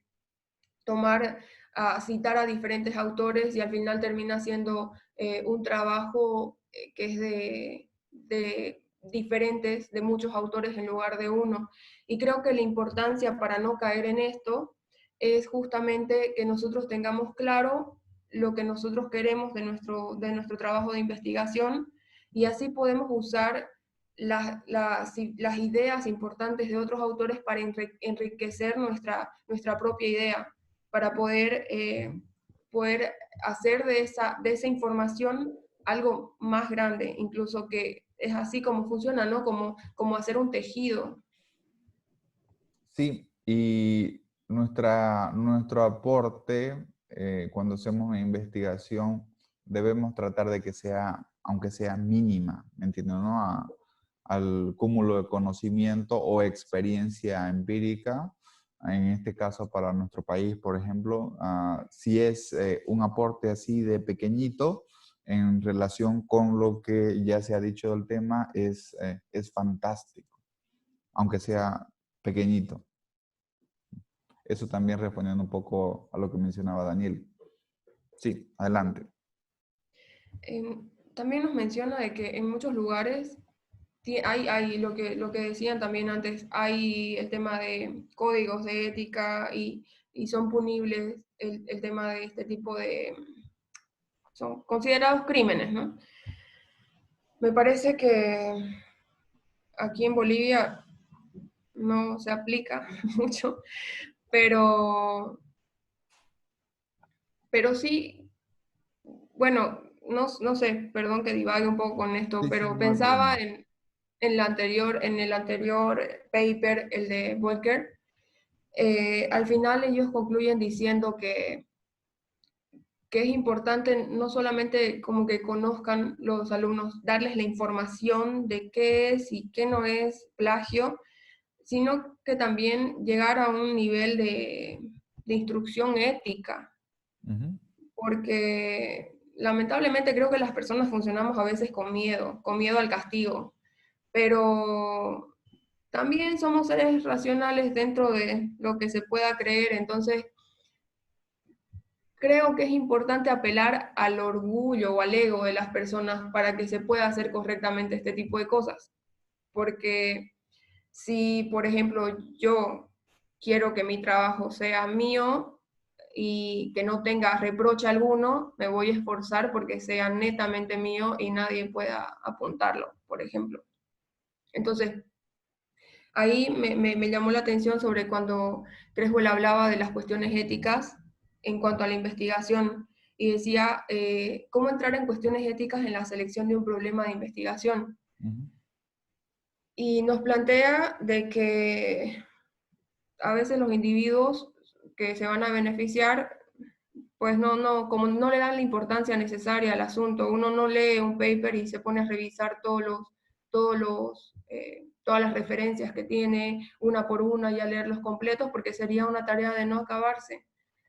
Entonces, menciona sobre la importancia de esto y que para evitar esto, los desarrolladores de una propuesta tienen que llevar a cabo la presentación del estudio y tratar de sensibilizar, por así decirlo, para establecer una confianza y respeto de las personas que van a leer o que van a formar parte de ese estudio o de su propuesta.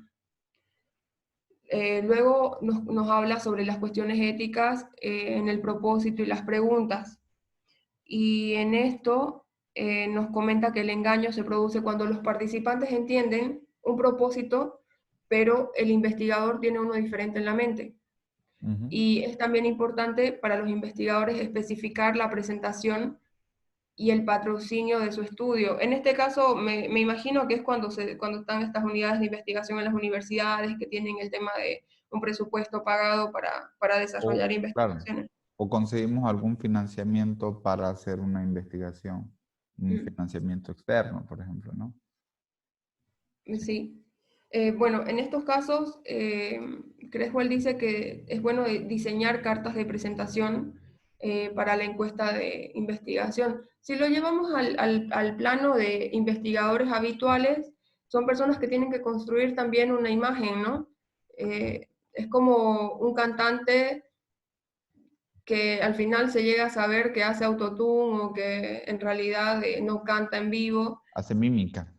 Exacto, sí, podría ser. Fonomímica. Sí, exactamente, o que hace que alguien más cante por él, ¿no? Como ha habido casos en la historia. Sí. Esos son los Vinny Vanilli. Sí. ¿Cuál? Los Vinny Vanilli, creo. Sí. No son de mi mírate. época. Sí, correcto. Muchísimas gracias, Wendy. Creo que ha sido una lectura bastante, nos ha dado muchísimos tips, ¿no es cierto?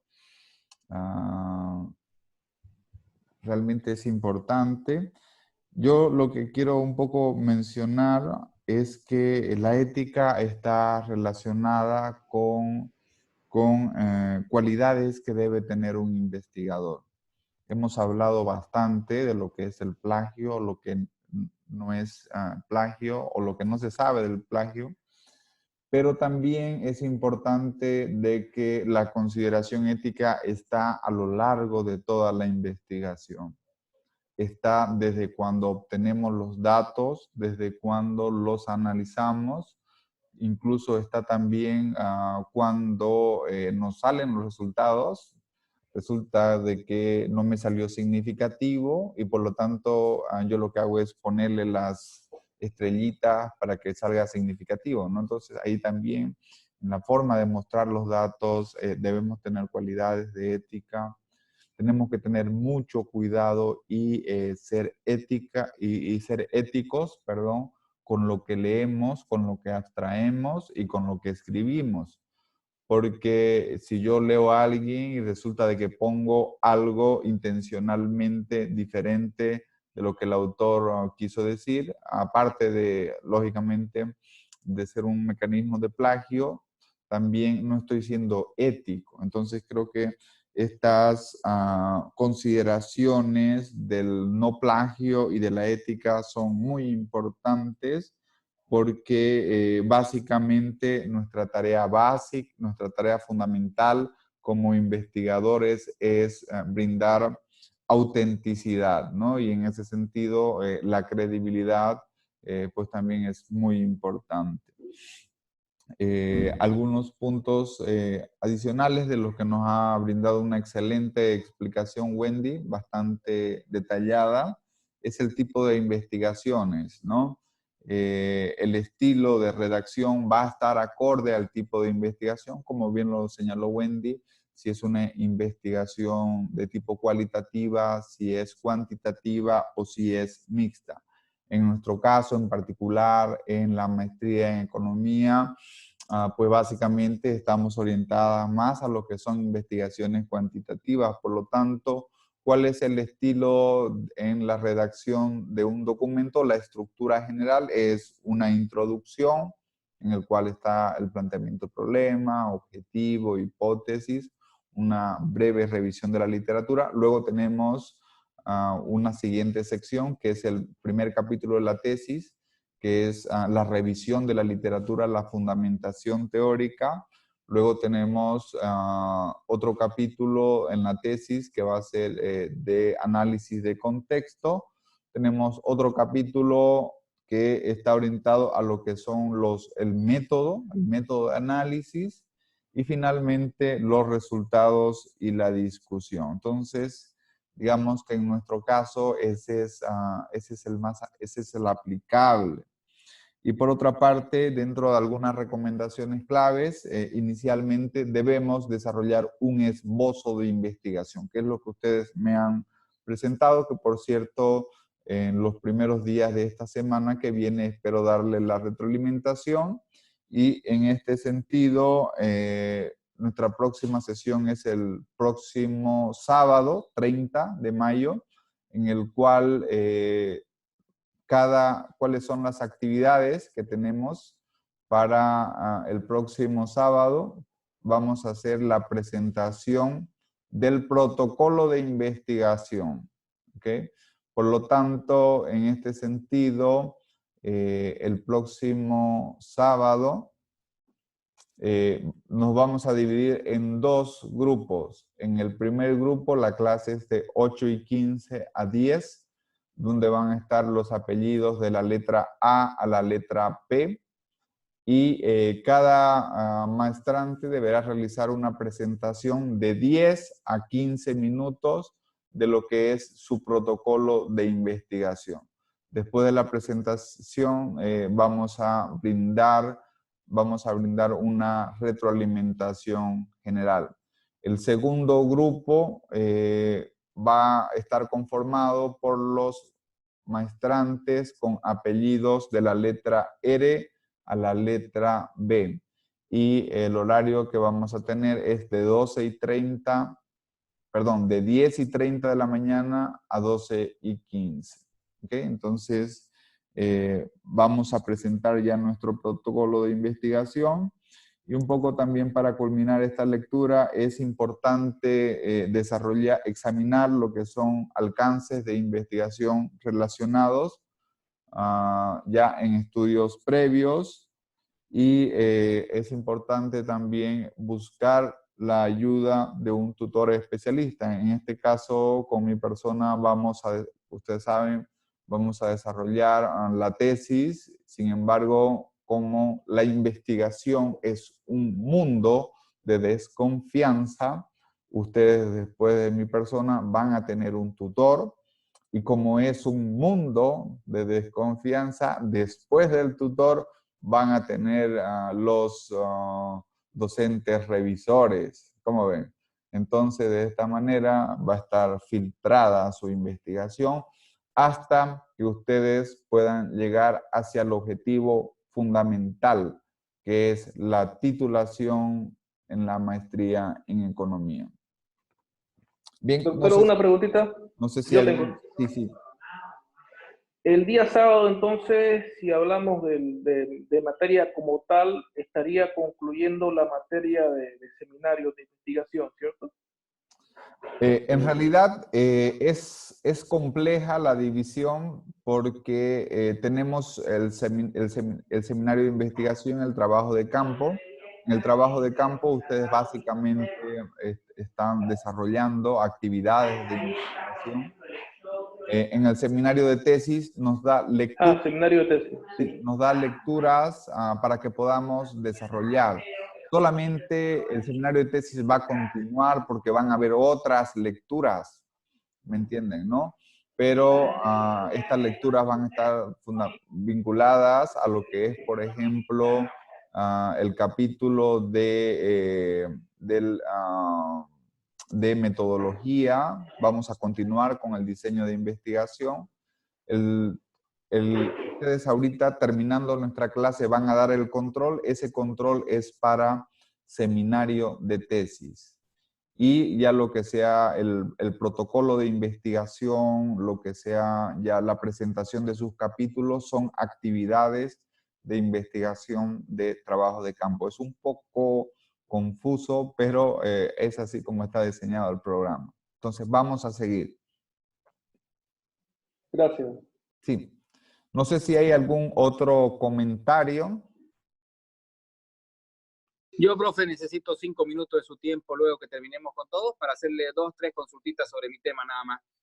Sí, claro. Voy a aprovechar este espacio. Sí. Doctor, y una consulta. Sí, adelante.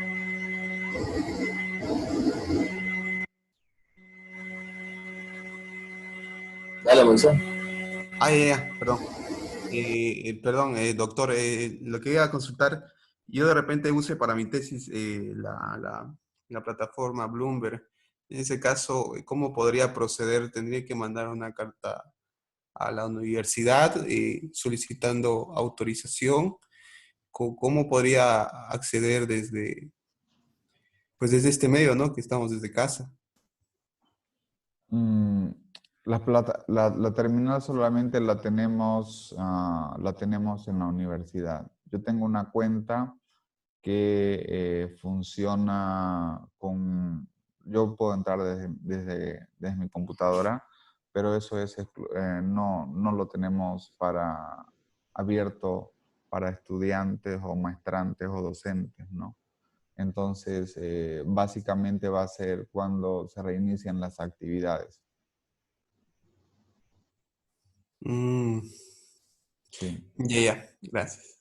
Sí, ahí tenemos esa restricción.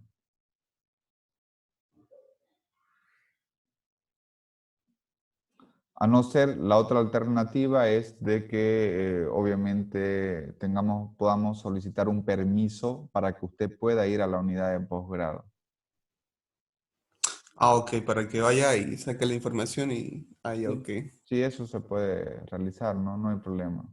Se puede hacer ese mecanismo, pero ahorita no es el momento todavía para hacerlo. Acuérdense de que debemos ir paso a paso. Sí. Ya, ok. Bien. ¿Algún comentario adicional? Doctor, Sí, adelante. creo que estaba Gary primero. Gary primero estaba. Sí, ¿les parece, si vamos a hacer consulta, les parece si nos damos unos 15 minutos, por favor? Voy a atender tengo que atender una urgencia y en 15 minutos, si quieren, vamos a dar por finalizada la clase de hoy y todas las consultas las atendemos en 15 minutos. ¿Les parece? Ok. Bien, Sí, está bien, doctor. entonces quedamos en esos dos grupos para el próximo sábado, ¿ok? Y les pido a aquellas, Gary, Orlando y Roberto, por favor, ahorita nos volvemos a conectar. Perfecto, profe. Yo le Gracias, puedo doctor. mandar, ¿Ya? yo le puedo mandar las consultas por WhatsApp, profe, para no gastarle su tiempo. Tengo las consultas no, puntuales. no, solamente les pido 15 minutitos y ahorita lo conversamos. Buenísimo. Gracias, profe. ¿Ya? Y bueno, tienen el control de lectura, ya está habilitado, va a estar hasta las 12 del mediodía para que ahorita vayan contestando. Son 5 preguntas y las pueden hacer en 4 o 5 minutos. ¿Ok? Profe, una pregunta, pero no está en el cronograma que teníamos control de lectura. El último control de lectura creo que viene de aquí 2 o 3 sesiones. Bueno, el control de lectura es un mecanismo de verificación para las lecturas, ¿no? Especialmente cuando no tenemos participación. Entonces, en el programa se ha establecido de que las lecturas deben ser leídas por todos los participantes. Entonces, después de cada lectura, después de cada discusión de lectura, siempre tenemos un control de lectura. ¿Ok?